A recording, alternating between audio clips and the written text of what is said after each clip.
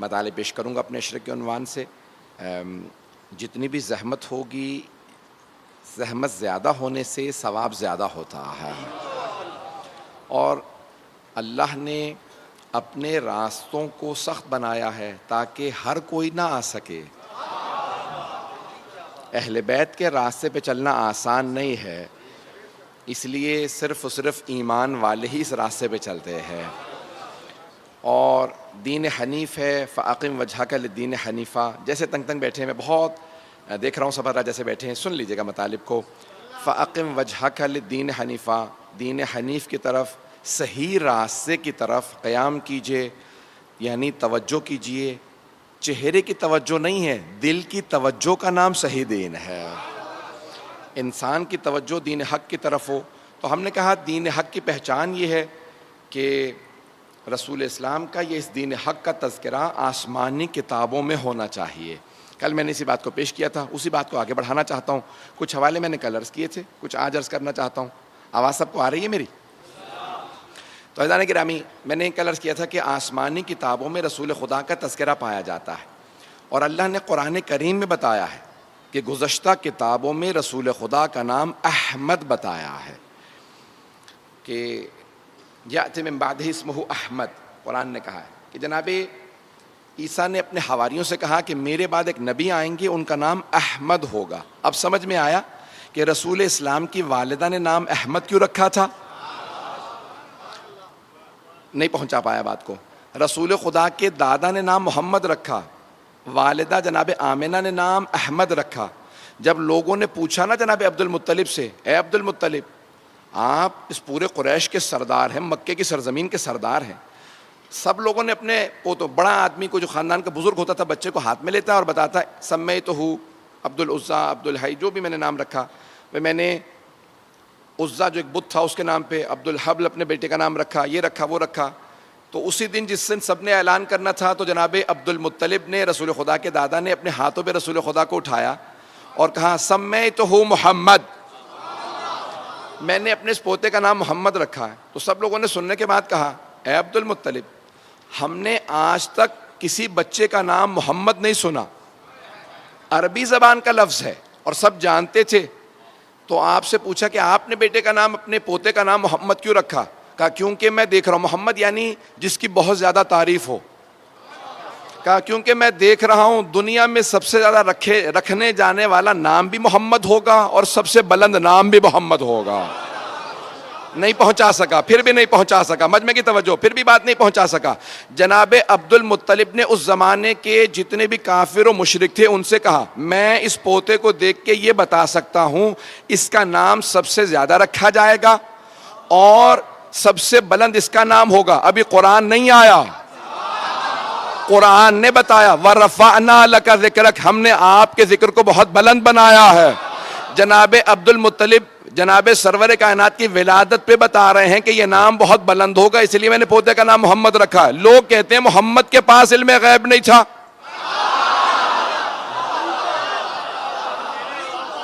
ان کے تو دادا دیکھ کے بتا رہے ہیں ان کا نام بہت بلند ہوگا. برطانیہ اور امریکہ کا ایک ادارہ ہے، وہ بتاتا ہے کہ سب سے زیادہ چیز کون سی کامن ہے، عام چیز کیا ہے. تو برطانیہ کے ایک ادارے نے بتایا تھا کہ دنیا میں سب سے زیادہ رکھے جانے والا نام، پہلا نام، دو نام ہوتے ہیں، فرسٹ نیم اور سر نیم یا لاسٹ نیم، یہ دو اصطلاحات استعمال ہوتی ہیں. پہلا نام، جیسے مثلا میرا نام ہے سید علی رضا رضوی، تو والدین نے نام علی رضا رکھا، سید. تو اب رضوی سر نیم کہلاتا ہے. تو وہ کہتے ہیں کہ سب سے زیادہ دنیا میں رکھا جانے والا نام، کیونکہ عیسائیوں کی آبادی سب سے زیادہ دنیا کے اندر ہے اور گوروں نے پوری دنیا میں حکومت کی ہے، تو جہاں جہاں جاتے تھے لوگوں کو اپنا پاؤنڈ دیتے تھے، اپنی زبان انگلش دیتے تھے اور اپنے نام دیتے تھے. تو انہوں نے کہا تھا کہ دنیا میں سب سے زیادہ رکھا جانے والا پہلا نام ہے جان اور سر نیم جو ہے وہ ہے اسمتھ. دنیا میں سب سے زیادہ اسمتھ ملیں گے اور پہلا نام ہوگا سب سے زیادہ جان. تو اب انہوں نے پچھلے 5-7 سال پہلے دوبارہ تحقیق کی کہ اب دنیا بدل چکی ہے، اب پہلا نام رکھا جانے والا محمد ہے اور آخری نام حسین ہے.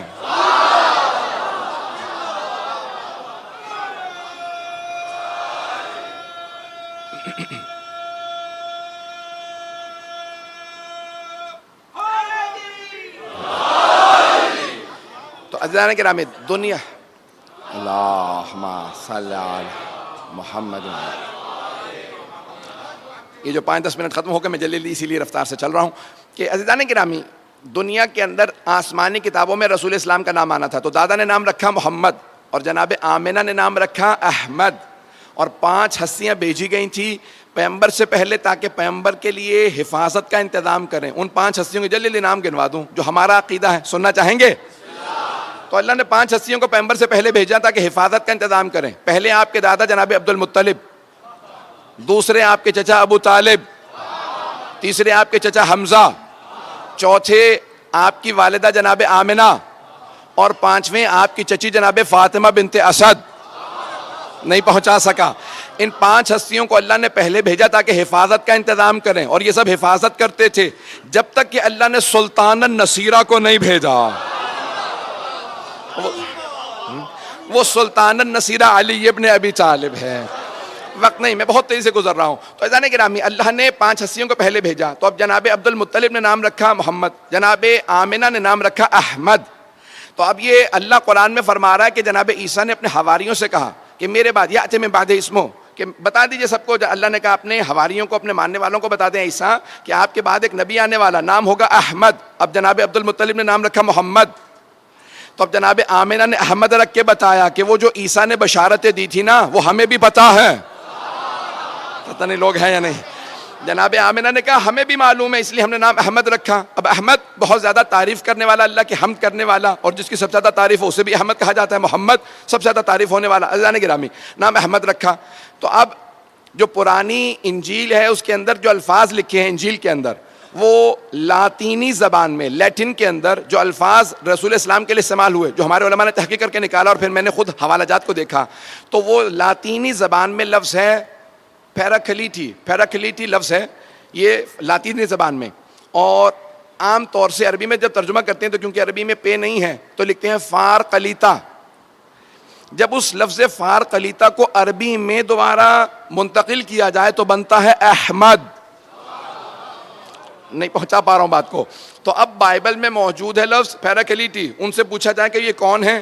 انیس العالم کتاب ہے 6 جلدوں پہ, ایک بہت بڑے پادری تھے عیسائیوں کے, اور وہ کہتے ہیں کہ میں ترقی کرتا کرتا یہاں تک کہ روم میں چلا گیا, ویٹیکن چلا گیا. ویٹیکن جہاں پہ کیتھولک کا سب سے بڑا مرکز ہے, سب سے بڑا چرچ ہے, سارا وہاں پہ انتظام ہے, پوپ بیٹھتا ہے. کہ ویٹیکن پہنچ گیا اور ایک مرتبہ پوپ سے قریب ہونے لگا. تو ایک دن میں جب بہت زیادہ قریب ہو گیا تو انہوں نے کہا کہ آؤ میں تمہیں اس حجرے میں لے چلوں کہ جہاں پہ ہماری پرانی انجیل رکھی ہے. کہ میں نے اندر گیا, ان کے ساتھ دیکھا تو ایک مرتبہ انہوں نے انجیل دکھائی اور وہ اچانک رونے لگے. کہا کیا بات ہے, آپ کیوں رو رہے ہیں؟ کہا میں کیا کروں, لیکن جب بھی میں انجیل کھولتا ہوں نا تو بار بار میری نگاہوں میں ایک نام آتا ہے. یہ جو مسلمان جس نبی کا تذکرہ کرتے ہیں نا اس محمد کا تذکرہ ہماری کتابوں میں پایا جاتا ہے. تو اس پادری نے کہا کہ یہ آپ کو کیسے معلوم ہے کہ یہ انہی کا نام ہے, کیا پتہ کوئی اور اس نام سے آ جائے. کہا دیکھو نام پہ تو ہم کہہ سکتے ہیں کہ اللہ سبحانہ و تعالیٰ کسی اور کو یہ نام دے سکتا ہے, لیکن صفات کا کیا کریں گے؟ صفات کا کیا کریں گے؟ توجہ سارے مجمع کی ہو. تو اللہ نے گزشتہ کتابوں میں رسول خدا کا نام بھی بتایا تھا, صفات بھی بتائی تھی, لیکن قرآن کریم میں اللہ نے جناب امیر المؤمنین کا نام نہیں رکھا, صرف صفات بتائیں. توجہ توجہ توجہ. خبردار کوئی سوال نہ کرے, کبھی نہ سوال کرے کہ بھئی اگر آپ کہتے ہیں کہ علی حق پہ ہیں تو ان کا نام قرآن میں کیوں نہیں ہے. اللہ نے صفات بتا دی ہیں, نام نہیں بتایا. پہلے نام بتائے تھے تو لوگوں نے کہا کہ یہ نام نہیں, وہ بھی ہو سکتا ہے, وہ بھی ہو سکتا ہے. تو اللہ نے کہا نہیں, میں علی کا نام نہیں بتاؤں گا, لیکن صفات ایسی بتاؤں گا سوائے علی کے کسی میں نظر نہیں آ.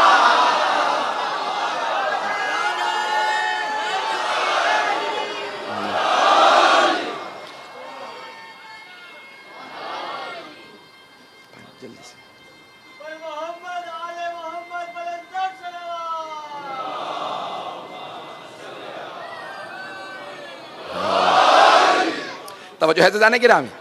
تو اب اللہ سبحانہ و تعالیٰ نے قرآن کریم کے اندر صفات کو بتایا ہے, اور صفات بتاتی ہیں. حبیب خدا کی وہاں صفات کو بیان کیا تھا. میں جلدی سے ایک اشارہ کر کے آگے بڑھوں اگر سننا چاہیں گے جناب امیر میں.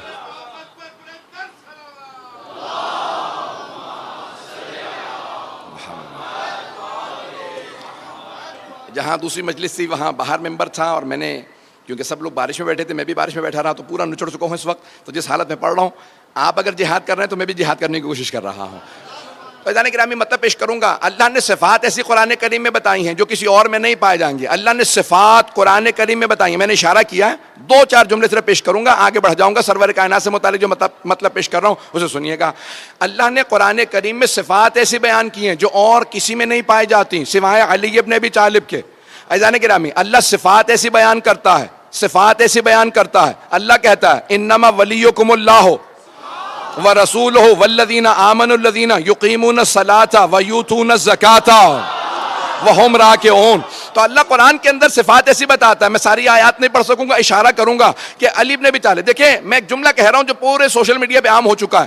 تمام کے تمام صحابہ میں اور امیر المؤمنین میں بہت بنیادی فرق ہے. علی میں، اہل بیت میں اور صحابہ میں فرق ہے. علی میں، صحابہ میں فرق ہے. ہم صحابہ کا احترام کرتے ہیں لیکن علی علی ہے. عزیزان گرامی، ہم تمام صحابہ کا احترام کرتے ہیں، وہ رضی اللہ عنہم ہے، لیکن علی ابن ابی طالب علیہ السلام ہے. عزیزان گرامی، صحابہ وہ ہیں جو آیات کا انتظار کرتے ہیں، آیتیں آئیں تو ہم عمل کریں. آیت آئی اقیم الصلاۃ، نماز قائم کرو، صحابہ نے نماز پڑھی. وآتوا الزکاۃ، آیت آئی انہوں نے زکات دی. آیت آئی انہوں نے حج کیا، وَلِلَّهِ عَلَى النَّاسِ حِجُّ الْبَيْتِ مَنِ اسْتَطَاعَ إِلَيْهِ سَبِيلًا. آیت آئی انہوں نے حج کیا. آیت آئی انہوں نے روزے رکھے. آیت آئی انہوں نے خمس دیا. آیت آئی وہ جہاد پہ گئے. تو صحابہ انتظار انتظار میں رہتے تھے، آیتیں آتی رہیں ہم عمل کرتے رہیں. لیکن آیتیں علی کے انتظار میں رہتی تھیں.